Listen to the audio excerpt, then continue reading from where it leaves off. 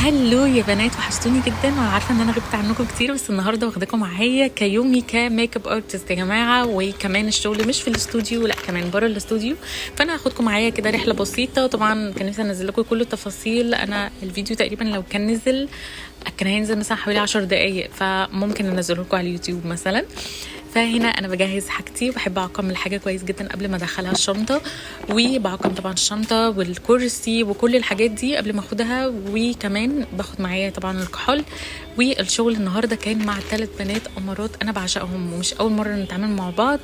ف يعني بجد بعتبرهم زي اخواتي بالظبط. وكان في قصر البارون، في فندق البارون. واسيبكم بقى مع اللوكات. دي كانت اول بنت ونسيت اصور لكم رد الفعل بتاعها، هسيبكم مع رد الفعل ده. ايه ده بجد؟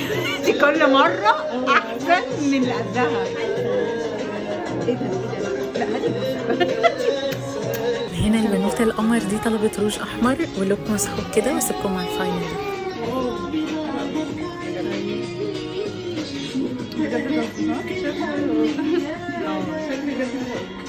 وبس، وهنا بقى خلصنا، واشوفكم في فلوج جديد. وبس كده، باي باي.